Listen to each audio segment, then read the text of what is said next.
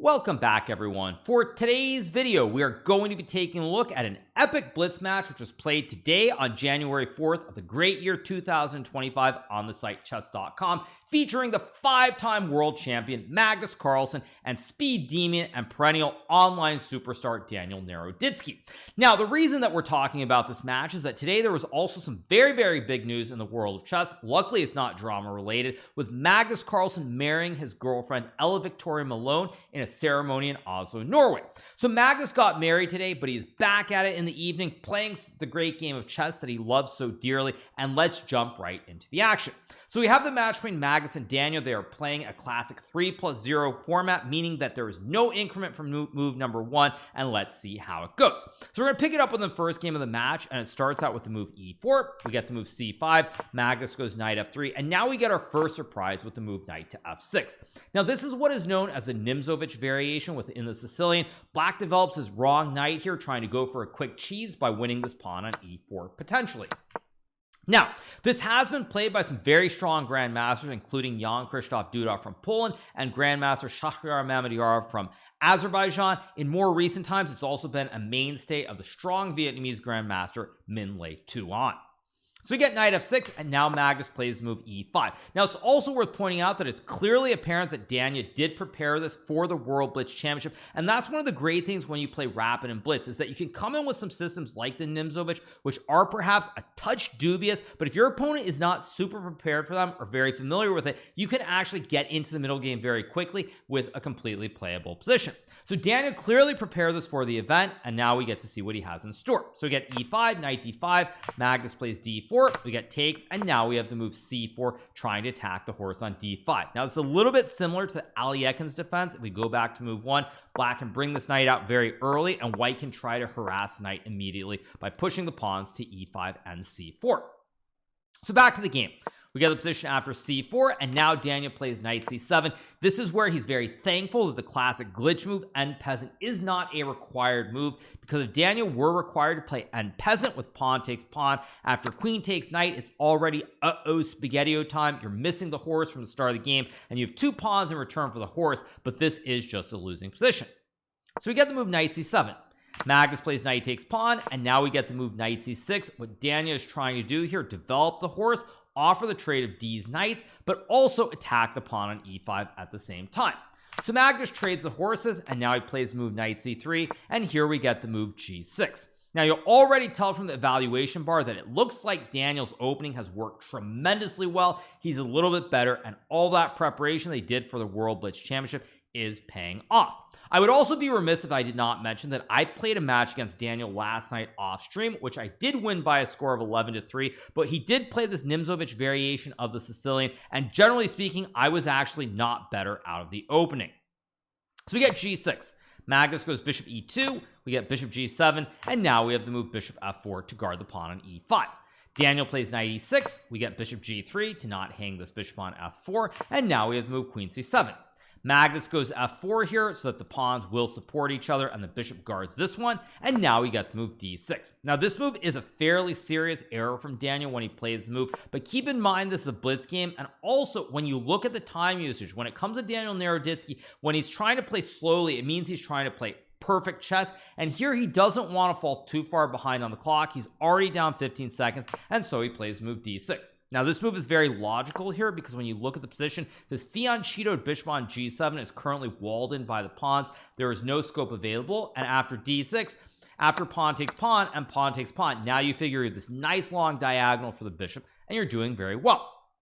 Now Magnus here misses an opportunity to take advantage of this move, because in the game after takes and f5 is played, here Daniel does not miss this opportunity. He plays move knight to d4. This is a very important move because it looks like white has created a fossil by attacking the knight and the pawn at the same time. But after knight d4, now the bishop guards the horse, and white no longer has any of these threats towards the pawn on d6. The order that Magnus should have played in the game here after d6 is he should have played f5 first to attack the horse, because now the knight cannot jump to the square because of queen takes knight. There's a pawn in the way, so it's not a Botez gambit.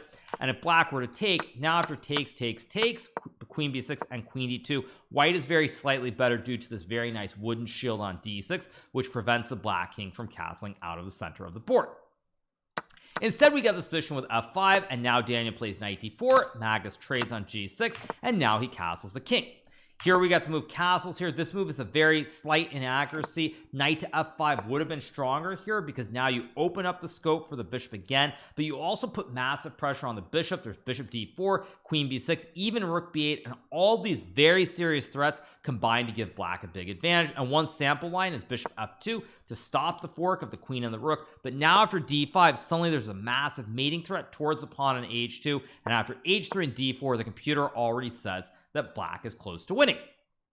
So we get castles. Of course, it's a blitz game, can't expect perfect play, and now we get the move king to h1. Now, it's surprising that Magnus did not play the move c5 here, trying to take advantage of the pin on the diagonal. Computer still gives black a very slight advantage after queen b7 hitting the pawn on b2, but nonetheless it would have been the best line. Instead, we get king h1. Daniel goes rook to e8, and now Magnus plays c5 here because he slid the king away from this diagonal. No threats of a fossil or even worse. And after c5, we get the move knight takes bishop. Magnus takes knight, and now we get the move bishop to a6. And here, even though Magnus is winning a pawn on d6, the computer gives black a significant advantage due to the power of the two b's here. You have this very nice pin and the pressure on the horse, but you also have this other bishop hitting the pawn and the rook on the long dark square diagonal. So we get the move queen b6. Magnus goes rook f2, and now we get the move queen takes pawn. Now black is threatening the knight and the rook at the same time, and you might be thinking this is really dire and maybe losing. But Magnus has the miracle move rook to b1 here, sliding the rook so it can no longer be captured. And now after the move bishop takes e2 is played, you're thinking, well, what's going on? The queen and the rook guard the bishop, and if white were to take the queen and black takes the queen, now you can tell from the math that black has two b's on the board, white has one b. Black is up a piece here and should win the game. But after bishop takes e2, Magnus has this nasty trick with the move pawn to d7, an in-between move here where white attacks the rook and the queen and the bishop all at the same time, and suddenly black's pieces are overloaded and black is actually not even really better. So here Daniel plays move bishop takes queen. This is a very understandable decision here. Probably doesn't want to end up in serious time pressure, but this is a situation where rook e to d8 actually would have been a better move, because after rook takes e2, now black can sack the rook with rook takes pawn here. If white were to capture on d7, then you lose the rook on b1. And if white were to take this queen, take the queen here after takes, we reach an endgame where black has one extra pawn on the board, that pawn being the pawn on c6. So Daniel goes bishop takes queen. Now Magnus takes the rook. We got rook takes queen, rook takes b2. Important that white does not play rook b1 takes b2, because then we get the classic ice skater checkmate with rook to e1 check, rook to f1 takes, and suddenly this king has nowhere to go. It's just checkmated in the corner of the board. So Magnus plays rook f takes b2. Now the bishop covers the square, so there's no checkmate. Daniel plays bishop takes rook. We get rook takes bishop. And here the big difference versus the other variation is that even though Daniel has a one extra pawn on c6, you'll notice that his opposite color b is here. So due to the opposite color bishops, a draw is very likely. Daniel plays c5 here, and I think he offered a draw down a minute on the clock here. The way the game would have continued had they played on is Magnus would have played rook to b8, and after takes a6, let's just say king g1, c4, and bishop to e5 here. With the opposite color bishops on the board, this should be a very basic draw. So the first game of the match ends in a very exciting draw between the two players, and now we are going to move on to the second game of the match. So the second game of the match, Daniel has a white piece against Magnus, and he opens with e4. Magnus plays c6. This, of course, is a classic Carl Khan opening. We get d4, d5, and now Daniel trades and plays knight f3. Here Magnus goes knight c6, and now we get this move bishop b5. Now this is something that's a little bit unorthodox. It's something that's not common at the top level, but again, Daniel has been doing a lot of preparation in advance of the World Rapid and Blitz Championship, and again, it's a simple position to play for white. Not a whole lot going on. White either wants to play c4 or just castle the king or move the knight to e5. With three very straightforward ideas in the position, you have a lot of flexibility to make that decision on what your next move is going to be, and this is also something that Daniel has played against me, and I'm going to be frank, this is not something that I've looked at in recent times. So Magnus plays bishop d7, and now we get this move c4, and Magnus goes for the move a6. Now Magnus could play the move e6 here, guarding the pawn and trying to develop the bishop, but after e6 and c5, white is already a little bit better, as in a couple of the games that I played against Daniel last night. So we get this move a6. Actually, I think as I might have gotten e6 and bishop d6 in, but it's kind of beside the point. So we get this move a6 instead. Now we have bishop takes knight, Magnus takes, and here we get the move knight to e5. Magnus chops the pawn on c4, hoping to win this pawn on g2 with the long diagonal, but Daniel trades and now goes knight c3. Now temporarily you're thinking, well, what's the big deal? Black is up a pawn here, but both these pawns are very weak. They can very easily be targeted by this light square queen, and so black isn't really up a pawn in reality. So we got the move knight f6. Daniel plays queen a4. We get queen to d7, guarding this juicer. If black were to take the pawn, this would lose the game instantly, because after queen takes pawn, suddenly the king is in check, and it doesn't really matter which way you block. White will take the rook in the corner, and white will win the game in a couple of moves. So we get queen d7, queen takes pawn, and now Magnus plays the move e6. Now this is a situation where it comes down to an issue of this pawn on d4. This is what we call the isolated pawn. It can easily be blockaded here versus this weak pawn on c6. So both these pawns are a little bit weak here, but Magnus, being the great technician and the skilled player that he is, you expect that he should be slightly better here. So we get castles. Now we have the move bishop to d6, developing the bishop, spying the pawn on h2, and here we get the move bishop g5. Magnus plays knight d5, and now we get the move knight to e4, and Magnus castles his king. Daniel plays rook c1, and now we get rook to c8, guarding this pawn on c6, and here we have the move g3. Now you might be wondering, why doesn't Daniel trade the knight for the bishop? Now at the lower levels of chess, this is fairly irrelevant, but the big reason he doesn't trade here is that in this position, when you look at a lot of the black pieces, you have 1, 2, 3, 4, 5, 6, 7, 8, 9 pieces here, which are on light squares. Only the pawn on g7 and the queen on d6 are on the dark squares. So effectively, if you reach a position like this, for example, this bishop cannot touch anything. All of black's pieces are on the opposite colors. So this bishop is useless. That doesn't mean that white isn't still okay, but in the long run, this bishop can't go after any targets. So we get the move g3. Now Magnus plays a5 here, and we get the move a3, and now we have the move rook a b8. Now you start to see Magnus take a little bit of control. When he played a5, the big reason is that it stops white from ever playing b4, and now you have the rook on the open b file. We get rook to c2, Magnus plays bishop f8, and now we get the move rook fc1. Magnus goes to h6, we get bishop to d2, and now we have the move queen to a7, trying to guard the pawn on a5 from being captured, but also spying this pawn on d4 at the same time. Daniel plays queen d3 here, and now we get the move a4 being played, and already here the position is starting to slide a little bit out of control, because black has pushed the pawn up to a4. Now you want to go rook b3 here, just a sample idea. Say white plays h3, you go rook b3, queen e2, and rook b8, and all of a sudden with a double stack, the pawn guarding the rook and the pressure on both of these pawns, black has some serious pressure and is likely to win the game in the long run. So we get knight to c3. Magnus goes rook b3, we get queen c4, and now we have the move knight to b6, retreating the knight to b6 to attack the queen, but it also guards the pawn on a4 at the same time. We get queen e2, Magnus plays queen d7 here. Now he slides the queen to target this juicer, while the knight still guards the pawn on a4. Daniel plays knight to e4, and this is a mistake, but this is also very much a blitz move that is played here, because at this point, probably what Daniel is thinking is that he's under some pressure. It feels like white is a little bit worse here. The computer, of course, says white is fine, but from a human perspective, there's pressure on the pawns on b2 and a3, pressure on the pawn on d4, and knight e4 is one of those moves that you play where you think you're going to relieve some of the pressure. There's some threats maybe towards the king side, there's pressure on the c file, and you figure there has to be a tactic. But in 3-0, especially after the move queen takes d4 is played, now you're in a situation where you basically bluffed. You've given up the pawn in the center, and you are going to have to prove that you've counterplay. If you cannot prove it right away, you are simply going to lose the game. Whereas if this were played with 3+2 control, like in the World Blitz, you have a lot more time to try and punish your opponent, because you can use that time and try to figure out all the variations. So you get the move bishop c3. Magnus plays queen to d8, and now we get the move bishop to a5. I suspect that originally Daniel wanted to play something like queen to g4, going for a knight f6 trick, but after queen g4, there's simply f5 to fork the knight and the queen. Additionally, you could try maybe rook d1 here as well, but probably Daniel rejected it, because after knight to d5, then you now have a bastion here, the knight is guarded, and there's no infiltration on the d file. Instead, we get bishop a5. Magnus plays queen to d5 here, breaking the pin, but the rook also guards the horse while the queen attacks the bishop.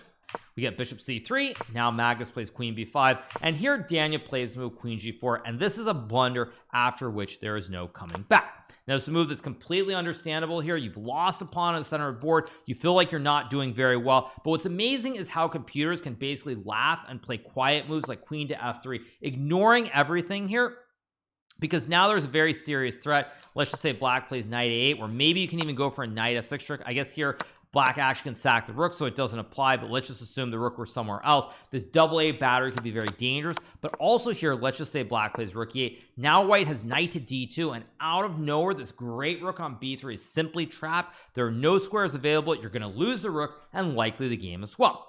But this is a 3-0 blitz game. You don't have all day to think. Daniel plays queen g4, going for the tactics, but unfortunately, Magnus finds the move f5, forking the queen and the knight. Now we get the move knight to f6. King to f7 is played. We get queen h5 check. Otherwise, if you move the queen, black will simply take the horse and win. So we get check, g6, and now we have the move queen to f3. Now here Magnus is up 1 minute on the clock, and he only needs 5 seconds to spot the bone-crushing move, which is to sack the rook for the bishop on c3 here, because now if white were to take with the queen, you can go bishop to g7. The knight is pinned. If you move the horse away, you lose your queen and you lose the game. If you go knight e4, it's important that you take the knight. You don't go bishop takes queen, because if you took the queen, now white has knight d6 with the classic family fork. But after pawn takes knight, you simply have a bishop and a knight, and you're much better. So we get the move rook takes rook instead. Magnus takes, and now Daniel plays rook takes pawn on c6. Magnus trades the towers, trades the queens, and here he plays the move knight to d7. Now this move is very, very important, because if black were to play a move like knight to d5 after rook to a6 here, white is very much in the game, because black has no way to guard this pawn. If you go to c3, I chop the knight. If you go to b6, I eat it here as well. So you cannot guard this pawn on a4 since both squares are covered. And after, say, bishop c5 and rook takes a4, now white has 2 pawns, so white can start pushing his pion on the queen side, and there are very, very realistic chances that white will win the game. But after knight to d7 is played, Daniel goes king f1. If you were to go rook c4 or rook to a6 here, black is knight to c5, knight attacks the rook, but much more importantly, it simply guards the pawn, and now black is free to start bringing all the pieces to the center, because the bishop guards the knight, knight guards the pawn, and now white cannot take advantage of having the 2 pawns on the queen side. So we get the move king to f1. Magnus goes g5, king e2, g4 is played here. Another excellent decision from Magnus. Now he fixes these pawns on the king side. White cannot really push the pawns any longer. All the meanwhile keeping this move knight to c5 in reserve. So Magnus has now shut down the king side here. He's going to play knight c5 to guard the pawn, and at this point the game is effectively over. We get rook to a6, knight c5, rook a8, and now Magnus goes bishop d6. Here we get king d2. Magnus plays bishop to e5. Another excellent move here, because the bishop targets the pawn on b2. But more importantly, after king to c2, we get to move bishop d4. And now Magnus has created the classic patented wooden shield here with the bishop on d4 here. Guards the knight, hits the pawns. But more importantly, if white ever goes rook a5 and black takes, this bishop guards the knight from the other diagonal. You've won a juicer in the process, and you're well on your way to a victory. So Daniel goes rook d8, we got bishop takes pawn, rook d2, bishop g1, rook g2, bishop d4, rook d2, and now after the move e5, Daniel Naroditsky resigns the game here, because the knight and pawn prevent white from ever pushing. If you ever go b4, there's pawn takes pawn, so you can't really use either of these pawns, and all that Magnus really wants to do is bring the king to d5 and then push his p with e4 and e3. King guards the bishop, and since white is never able to create a pass pawn on the queen side, white will just lose. So fantastic technical game for Magnus. He wins the second game of the match to take a 1.5 half lead. There would be some more draws. Magnus would actually win the 6th game of the match, or 5th game I should say. And now we're going to move to the last game of the match, the 7th and final game. Magnus is currently leading by a score of 4-2. There have been 4 draws, and Magnus has won 2 games, and in this final game Magnus has the white pieces. So we get the move d4. Daniel plays knight f6, c4, g6, knight c3, bishop g7, e4, and now we get the move d6. Now this is the classic king's Indian defense. It's an opening that these days is considered definitely dubious at the top level of chess, but in Blitz specifically, it's an opening that is very playable, and it's an opening that I actually think is completely acceptable. Here Magnus goes bishop to e3. We get the move knight to g4 here. Daniel's trying to take advantage of white bringing the bishop out too early so that the knight can attack the bishop, and you open up the long diagonal. Magnus goes for bishop g5. Here we get the move h6, and now we have the move bishop c1. Now here Daniel plays c5 and Magnus decides to play pawn takes pawn. Now it's interesting because I was actually watching Daniel play this match. I saw his live stream at the time, and already here he thought he was kind of losing the thread of the game, but c5 is actually the best move in the position. And after pawn takes pawn in this position, the computer wants black to take and then play d takes c5 here, and after takes, even though white has the two B's here, there are these compromised pawns on c4 and c3 stacked on top of each other, and black is already completely fine. Instead, we get pawn takes pawn, Magnus trades, and now we get this move f4. Now again here the computer is screaming for black to trade the bishop for the knight and then play knight c6. It's understandable why Daniel did not play this, because he probably figured, well, this knight is out of play, maybe there's e5 here, maybe there's h3 and e5, and this knight is simply getting harassed on the king side here, so it makes sense that you don't want to go for this. So Daniel plays knight c6 instead. Now Magnus goes h3, and here we get the move knight to f6. Now after this move, black is in serious trouble again. For the millionth time, the correct way was to trade and then go knight f6 e5 and the move knight to e4, because suddenly the pawn on c3 is weak, but the knight can also jump to g3 to fork the bishop and the rook.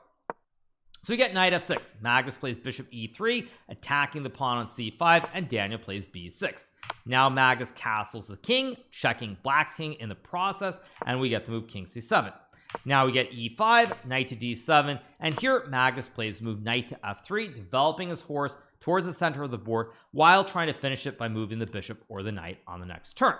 Daniel plays move e6 here, and this is a move that is simply a desperation move. I suspect that here Daniel already knew is much worse. The knight is jumping to either b5 or d5 here to check the king on c7, and he plays this move e6 in the position.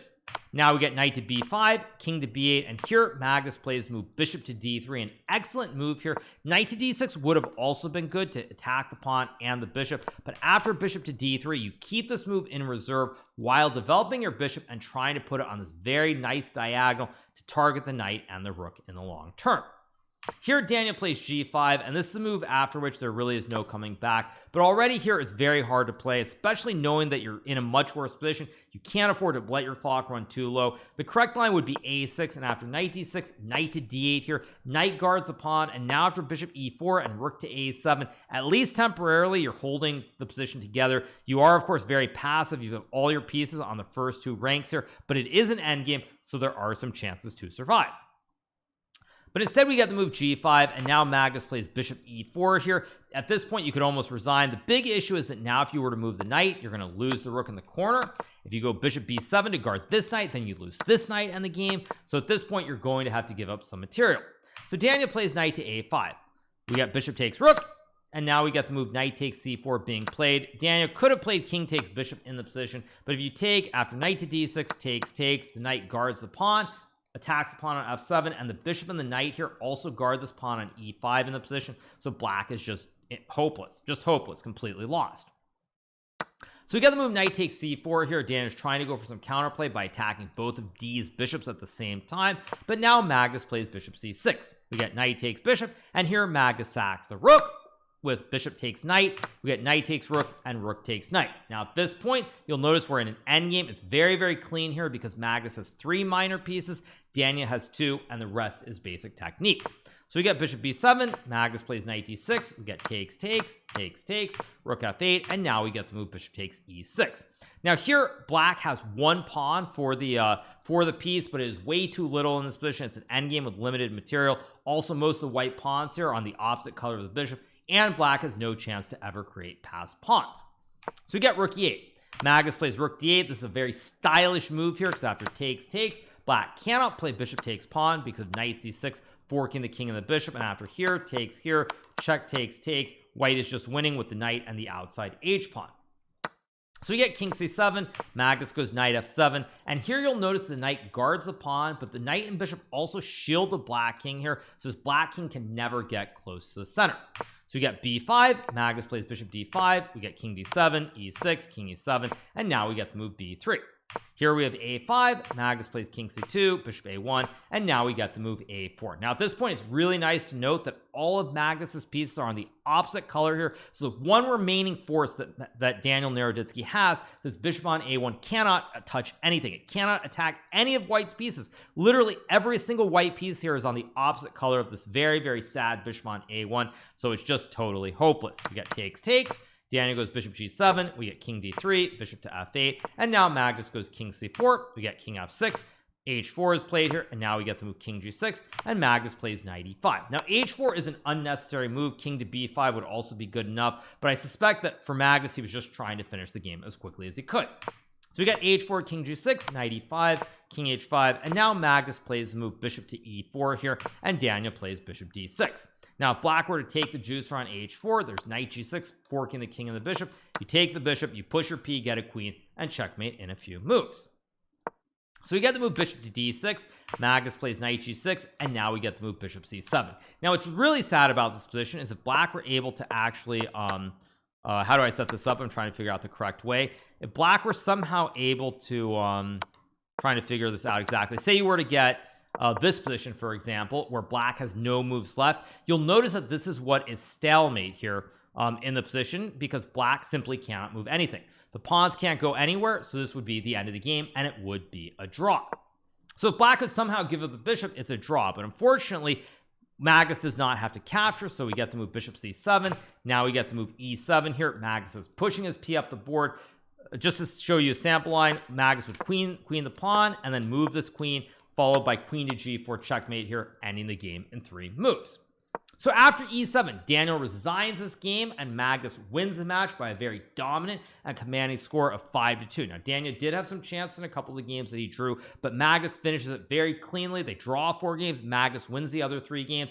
5-2 score, 7-game match, and Magnus would call it quits after this game. So for Magnus, taking a little bit of break from all the festivities around his wedding to play a couple of games of casual blitz, showing once again why he's such a great dominant player, and he is someone that we always look forward to watch playing blitz games online and over the board as well. So on that note, I hope you guys have enjoyed this recap of Magnus getting in getting his chess fix on the day that he celebrates his wedding to Ella Victoria Malone. If you are not already subscribed to the channel, make sure that you smash that subscribe button below, and we'll be back with some more great recaps and chess content in the very near future. See you guys, and have a great rest of your weekend. See you. Bye.